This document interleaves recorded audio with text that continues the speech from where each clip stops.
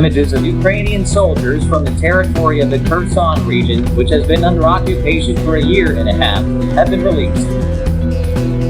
In the footage released on Telegram channels, it can be seen that the local population welcomed the fighters with tears of joy. There is no official information about the images taken on November 17.